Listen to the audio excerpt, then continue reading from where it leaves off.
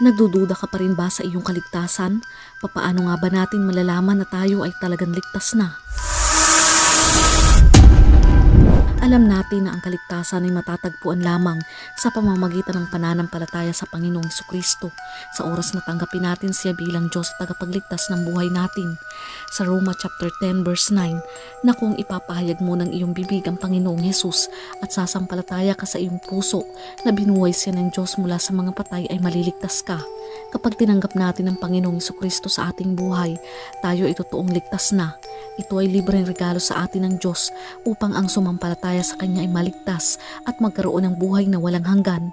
Pero sa totoo lamang, may mga pagkakataon pa rin sa buhay natin na pinagdududahan natin ang kaligtasan. Dumarating tayo sa punto ng ating buhay at napapatanong na talaga nga bang ligtas na tayo kahit na alam natin na tinanggap natin ang Panginoong Jesucristo at nanampalataya tayo sa Kanya. Ngayon ay narito ang 5 ebidensya na nagpapatunay na talagang ikaw ay ligtas na at ikaw ay meron ng buhay na walang hanggan. Number 1, pagbabago. Kapag tinanggap natin ang Panginoong Jesucristo at nanampalataya tayo sa Kanya, dapat ay meron na tayong pagbabagong magaganap sa ating mga sarili. Sabi nga sa 2 Corinto chapter 5 verse 17, kaya't kung nakipag-isa na kay Kristo ang isang tao, isa na siyang bagong nilalang, wala na ang dati niyang pagkatao. Sa halip, ito'y napalitan na ng bago. Ang pakikipag-isa natin kay Kristo ay nagbubunga ng mabubuting gawa at pagbabago. It is the fruit of the Holy Spirit dahil ang banal na Espiritu ay nananahan na sa ating loob. Magkakaroon tayo ng pagbabago. Meron na tayong marubdob na pagnanais na parangalan ng Diyos sa pamamagitan ng pagsunod sa Kanyang kalooban. Ibig sabihin, ang ating makasalanang kalikasan na inamatay na at inilibing, ito ay napalitan na ng bago na puno ng buhay at ng kaluwalhatian ng Diyos. Tayo ay meron na ngayong pagnanais na luwalhatiin siya sa lahat ng ating ginagawa at hindi na sa pagkakasala. Nag-iba na ang itsura ng buhay natin kaysa sa dati. Hindi ito nangangahulugan na hindi na tayo kailanman magkakasala. Ngunit aware na tayo sa kasalanan, kaya't sinisikap natin na iwasan na ito. Merong mga tao na sinasabing sila ay nananampalataya sa Panginoon pero hindi nakikitaan ng pagbabago o ebidensya. Kaya nga hindi lahat ng tumatawag sa Diyos ay papasok sa kaharian ng langit, kundi ang mga tao lamang na sumusunod sa kalooban lamang ng Ama. Kaya't kung sasabihin natin naligtas tayo ngunit walang nagbago sa atin, merong mali.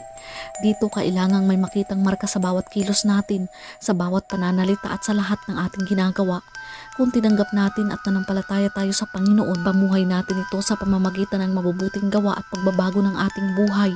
Ito ang napakalinaw na ebidensya na naligtas ka na kapag may nakikitang pagbabago sa iyong buhay. Number 2, koneksyon. Kung tayo ay tunay na naligtas na, meron na tayong matalik na kaugnayan o personal na relasyon sa Diyos. Ito ay mas malalim kaysa sa emosyon hanggang sa ating mga kaluluwa at makikita ang ating mga aksyon. Nagiging uhaw tayo sa Kanyang mga salita. Sabi sa Awit chapter 63 verse 1, Ikaw Diyos ang aking Diyos, hinahanap-hanap kita, nauuhaw ako sa iyo. Ang buong pagkatao ko ay nananabik sa iyo sa isang tuyong lupain na walang tubig. Habang mas nakikilala at minamahal natin siya, mas lumalakas ang ating koneksyon sa Kanya.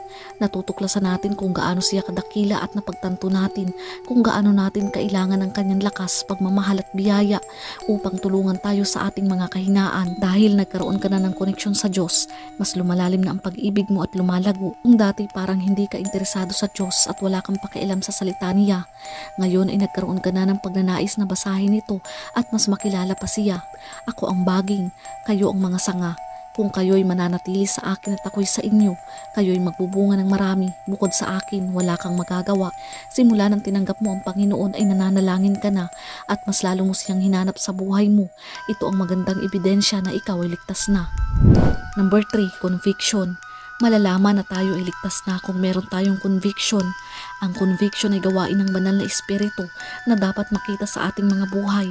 Ito ang gumagabay sa atin kapag ang isang tao ay gumagawa ng kasalanan bago at pagkatapos magkasala. Kumbaga, parang nakokonsensya o nagigilty tayo kapag nakakagawa ng kasalanan. O di kaya naman ay bago tayo gumawa ng pagkakasala, parang may nagsasabi sa ating isipan na huwag mo itong gawin dahil magkakasala ka. Sa Juan chapter 16 verse 8, at pagdating niya, hahatulan niya ang sanlibutan tungkol sa kasalanan at katuwiran at paghatol.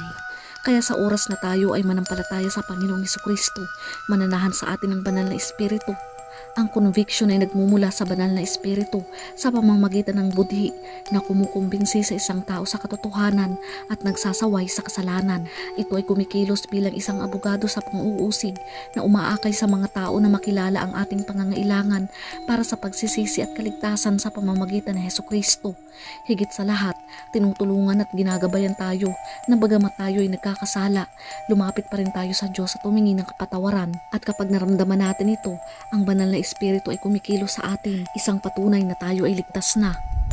Number 4, confession. Ang confession ay ang pag-amin sa ating mga kasalanan.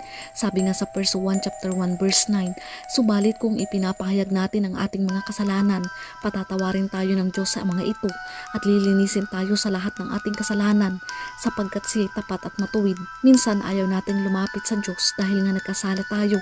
Iniisip natin na hindi na tayo kayang tanggapin ng Diyos kapag tayo ay nagkakasala. Ang kaaway ay nagsisinungaling at pinapaisip sa atin na hindi na tayo kayang patawarin ng Diyos. Hinihikayat niya tayong mamuhay ng malayo sa Diyos. Ngunit bilang isang naligtas na tao, sa kabila ng araw-araw tayong nagkakasala, dapat ay patuloy tayong lumapit at hindi upang mapalayo. Hindi lamang yan, kundi tinatalikuran din natin unti-unti ang mga kasalanan na ginagawa natin. Kung noon ay parang ayaw nating lumapit sa Diyos dahil sa mga kasalanan, ngayon ay nalalaman natin na mahabagin ng Diyos at handa niya tayong patawarin sa ating mga kasalanan. Alam na rin natin ang consequence ng kasalanan, kaya nga nangangailangan tayo ng kapatawaran. Kaya't imbes na tayo ay lumayo sa Diyos, mas lalo tayong lumalapit sa Kanya para aminin ang ating mga kasalanan at humingi ng kapatawaran.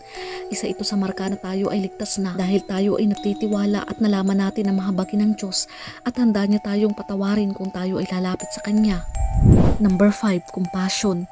Dapat meron na tayong compassion at nagsisikap tayong tularan ang halimbawa ng Panginoong Hesukristo sa pagiging mahabagin.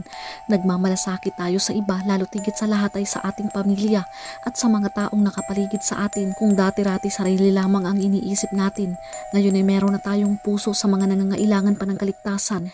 Nagkakaroon na tayo ng habag at awa sa mga taong nakikita natin na wala pang kaligtasan. Nagkakaroon tayo ng kahabagan na maaari silang mapunta sa impyerno kung hindi nila tatanggapin ang Panginoong Hesukristo. Meron ka ng compassion sa puso mo na gusto mo silang tulungan na malaman ang kaligtasan at ibahagi ang salita ng Diyos. Nang sa ganun ay magkaroon din sila ng buhay na walang hanggan na ibinibigay ng Panginoong Hesukristo. Kaya naman nagsishare ka na rin ng salita ng Diyos. Sabi nga sa Colossus chapter 3 verse 12, kaya bilang mga hinirang ng Diyos, banal at mahal na mahal, damtan ninyo ang inyong sarili ng kahabagan, kagandahang loob, pagpapakumbaba, kahinahunan at pagtsatsaga. Ito ang ebidensya at katunayan para malaman na tunay na ligtas na tayo. Dapat makita sa atin ang bunga. Sa kabuuhan, ang talagang higit na mahalaga para sa kaligtasan ng tao ay ang tanggapin at manampalataya sa Panginoong Hesukristo bilang Lord and Savior ng buhay mo. Dito ay magkakaroon tayo ng kaligtasan at buhay na walang hanggan. Sabi sa 1 chapter 3 verse 36, ang sumasampalataya sa anak ay may buhay na walang hanggan, ngunit ang hindi sumusunod sa anak ay hindi magkakaroon ng buhay, sa halip mananatili sa kanya ang puot ng Diyos. Kapatid, hindi natin dapat pagdudahan ang ating kaligtasan. Ang dugo na ibinuhos ng Panginoong Hesukristo ay sapat upang iligtas tayo sa ating mga kasalanan. Laging tapat ang Diyos at hindi niya pababayaan ang kanyang gawa. Tutuparin niya ang kanyang mga pangako at layunin sa ating buhay. Muli po, sana ay meron kayong natutunan. Patuloy nating ipalaganap ang mabuting salita ng Diyos. Ingat and God bless.